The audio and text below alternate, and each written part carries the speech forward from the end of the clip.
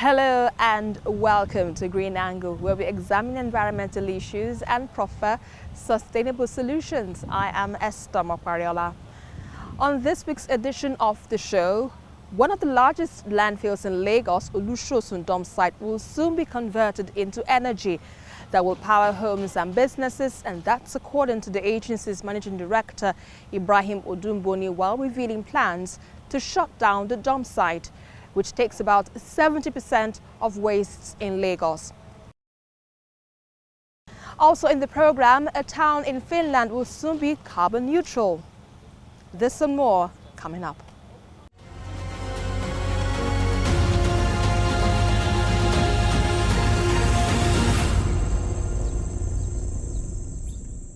Olusosun Landfill is a 100 acres dump in Lagos State, and it is one of the largest in Africa and the world.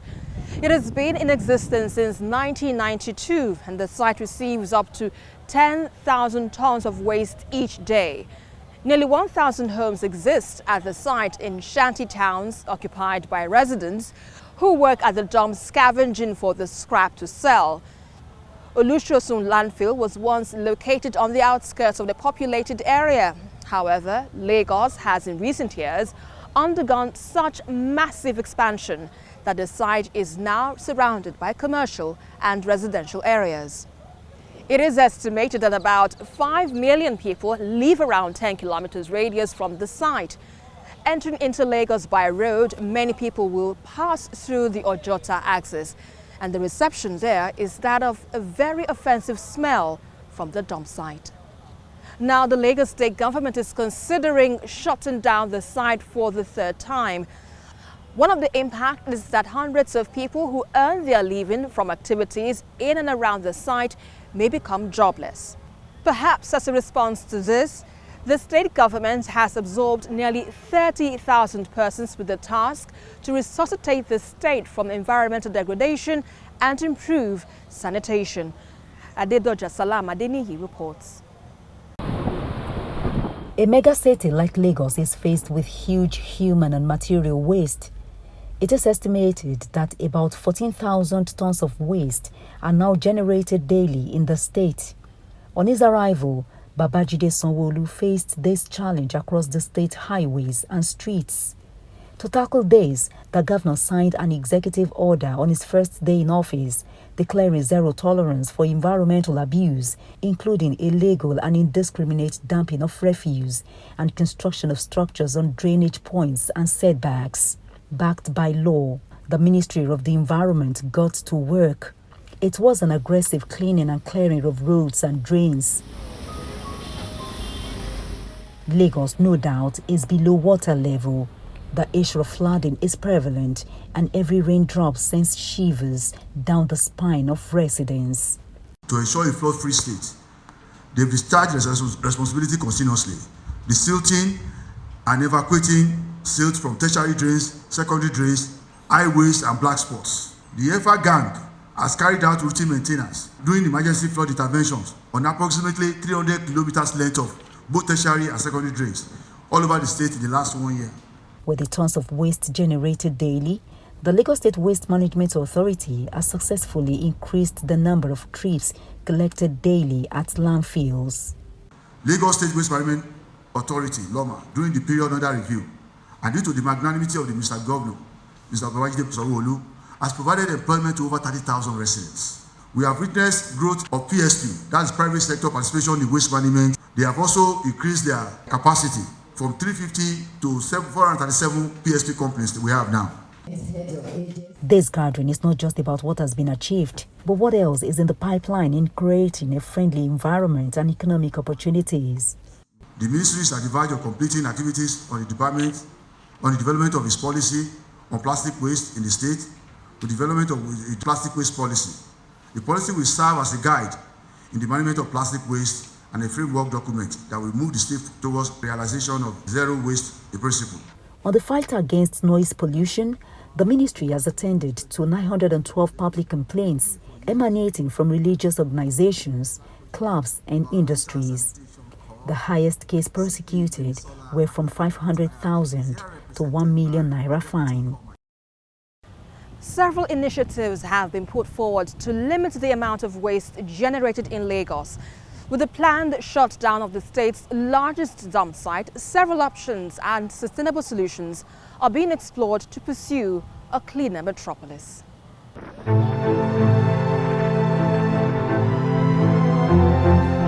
We've seen a lot of improvement and development and innovation coming to the policy over the last couple of years, from the previous term of collection, but now we're more into more integrated waste, solid waste management structure, where we have collection,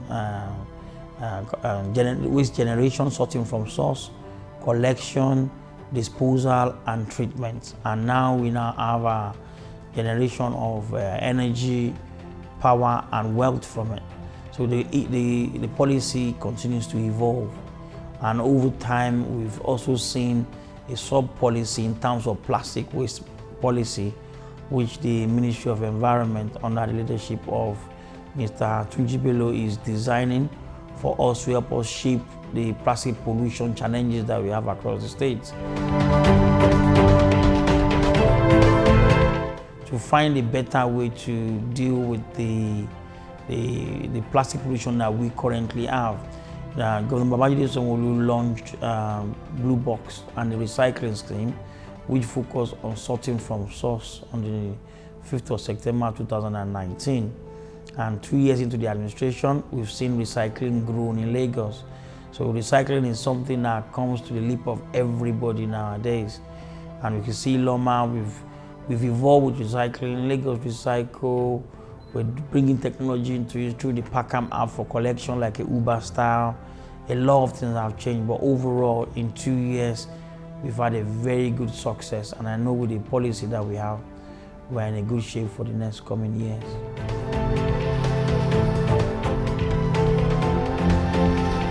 Over the last couple of years, there have been active works done by past MDs in LAWMA, which have picked up on the need to prepare for the shutting down of Olusosun. And I'm happy to confirm to you that previously, Olusosun used to take 70% of the waste generated in Lagos. But now we have other dump sites. We have 5 active dump sites across the states. And Olusosun takes 35% of the waste currently.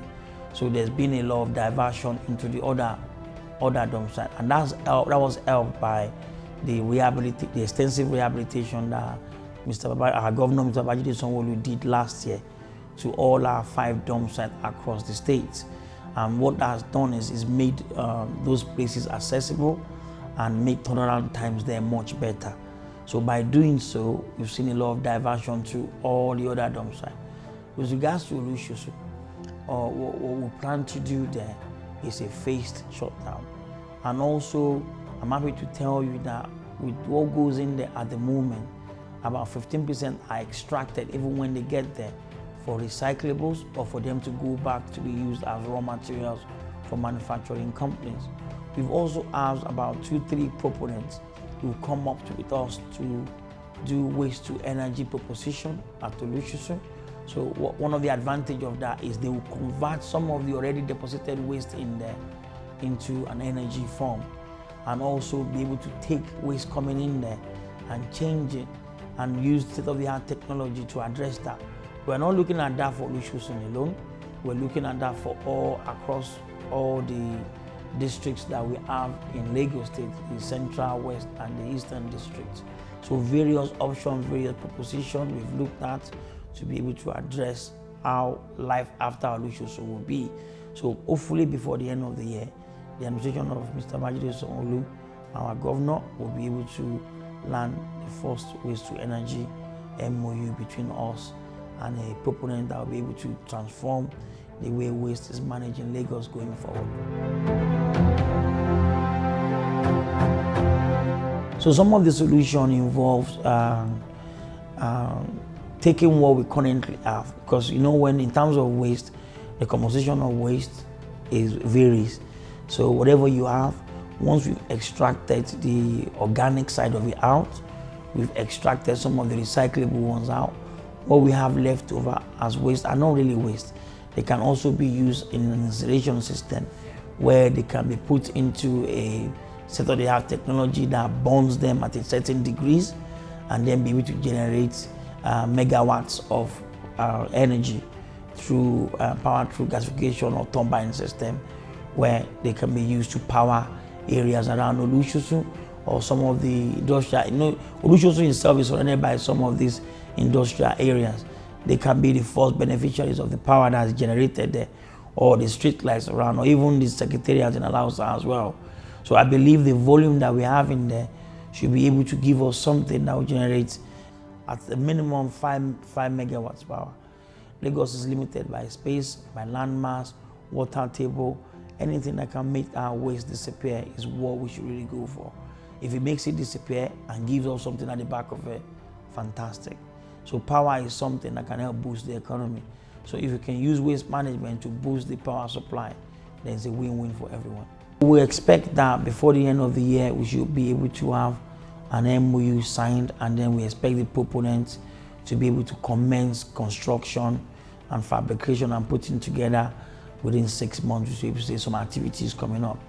So I think fingers crossed, we've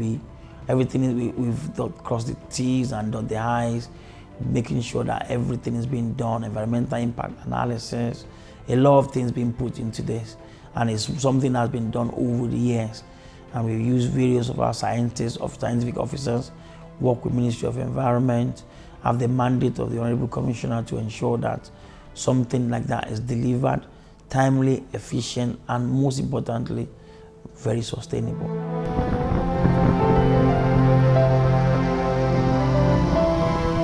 I think one of the things I mentioned earlier is we're not using one size fits all. So we're going to use different methods. But firstly, sustainability, environmental impact, and also ensuring that it's done at best price. Very important. So gasification is another option that we've looked at as well. And it's been done at Olusosun before, where you can, if you go to Olusosun now, you can see that we're capping the place to make it as part of the preparation for shutdown over the next couple of months, is to cap the place. When you cap it, you will be able to manage the odors that come out of the environmental impact, and gasification will be supported as well, where you can put pipes in and then be able to extract captured gas that can be used for various forms of energy generation.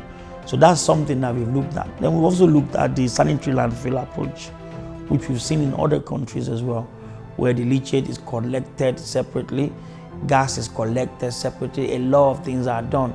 So there are various ways you can treat solid waste generally, but we're going to look at various options for Lagos, but we'll choose the best price option, the most sustainable option, the most affordable for everybody option, and the most environmental friendly option. So that's why there's no need for us to rush into every proposal we have. We have to deep dive into it.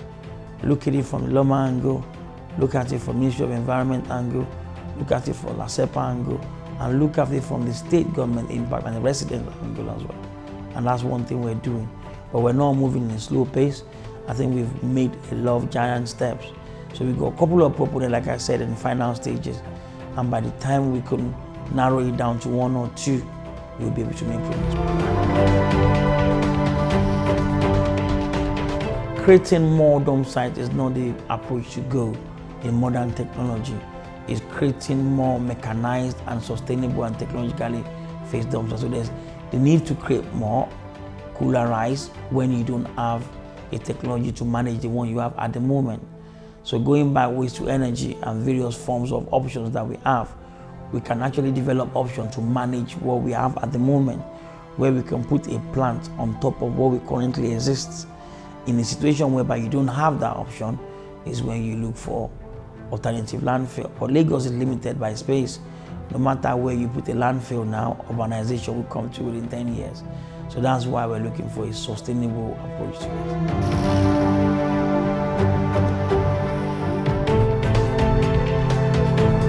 We have private sector participants that already manage these plants in those days. So they're back with the support of the states to go back to what they do best, But this time around, we're going to have effective supervision by Ministry of Environment and LAWMA as well. And we're going to encourage them to do a bit of awareness, publicity, training, advocacy to farmers in our farming community. And we're also going to collaborate with the Ministry of Agriculture to ensure that these fertilizers are patronized. Any improvement that they need us to do on them, we will do that. We can also ensure that one of our sister agency in Ministry of Environment, LASPAC, are heavy users of those fertilizers in their planting of trees and decoration of all our medians across the states. So it's something that we're going to continue to do. It's going to be run by private vendors, but we're going to make sure that the main ethos, the main reason why they are created are maintained. We've already seen a lot of interest in the briquette plant because they can be used as a substitute for furnacing, like people like cement factory, the refineries. They can all use the product of the briquette plant. I think it's something that will sustain itself once a very good model is put in place, a very good business model is put in place, where there's a flow of byproducts and then the manufactured products are going back in there to keep the place sustainable and divert a lot of our waste. Lagos is limited by space, so we need to use it wisely, smartly, and sustainably. So that's what we're going to do. So over the next couple of months, you'll see a lot of changes regarding that.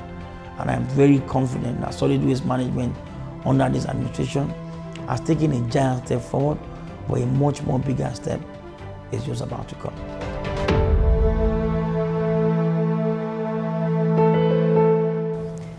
Green Angle returns after this break. Stay with us. EU's new climate era is on the way with a landmark law to make the continent carbon neutral by 2050. The Finnish town of Lahti, Europe's green capital, is on track to meet this goal 25 years ahead of schedule. Now, what is it doing right and what can other capitals learn from it?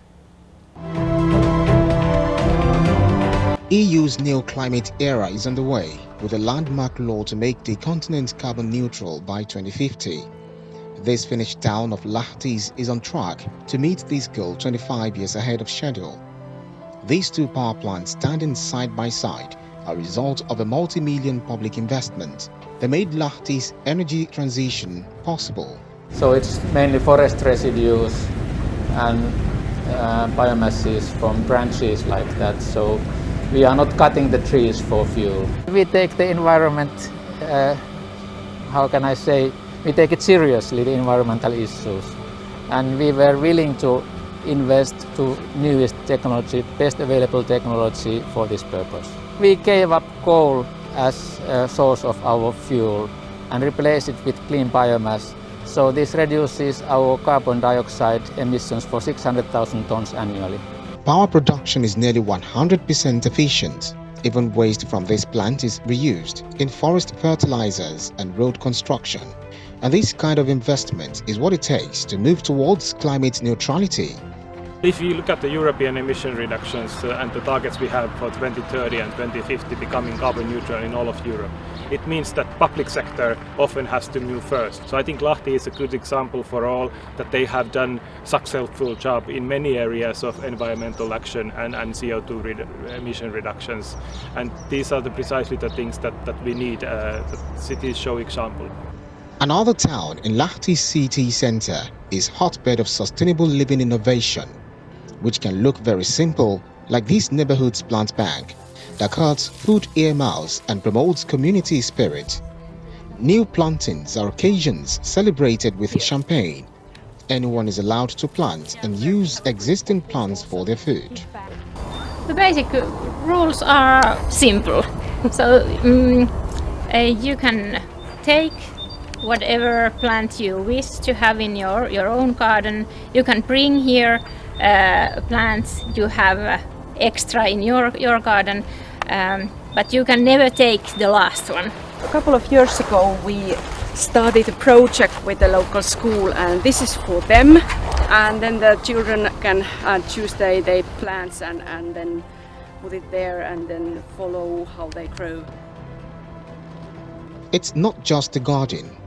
Residents here make sure 97% of waste they produce is either recycled or used directly in energy production. And you might have a tent at the back of your closet or, for instance, toys or garden furniture, tools, machines, pressure washer, whatever you can put them to borrow library of things. I have lived here so 20 years, so I have seen the kind of evolution of in Lahti. There's a lot of residents who are kind of interested in sustainability and this kind of that how the residents can promote sustainability in their own life, how they live and take care of their waste in a way they should. In recognition of these efforts, Lahti has been chosen the Europe's Green Capital of the Year to show the example of what needs to be done to meet climate targets. And the race to meet them is on for all member states. This climate law is a game changer. There is a before the climate law and an after the climate law. Of course, climate neutrality set in the law. We are among the very first in the world to do so. And just before we go, it takes just minutes to drink a bottle of water. But a discarded plastic bottle can remain in an ocean for at least 450 years. But a team of environmental-minded inventors say they are trying to change the future one waterway and one mind at a time. Mr. Trash Wheel is a googly-eyed, garbage-grabbing invention. He is the first member of a unique trash-collecting family that aims to keep the harbour clean. Adam Lindquist, director of the Waterfronts Partnership's Healthy Harbour Initiative, says the family is growing. We actually have 4 trash wheels here in Baltimore. Mr. Trash Wheel, Professor Trash Wheel, Captain Trash Wheel, and very soon, Gwenda, the Good Wheel of the West, is our brand new trash wheel. When the rivers is calm, solar power kicks in. Rakes bring the trash closer to the conveyor belt, which then feed it into a dumpster. After the trash is collected, it's taken to be incinerated, which generates electricity for homes and businesses. Makes me giggle, and it's fun, and it's doing good. I think it's pretty ingenious. It's also made a huge difference to inspiring people to become part of the solution. Since 2014, trash wheels at Baltimore Harbor have collected more than 1 million styrofoam containers and plastic bottles and more than 12 million cigarette butts. And that's about it on today's edition of Green Angle. Until I come your way next time, remember, together we can build a sustainable world. I am Esther Makwariola. Bye for now.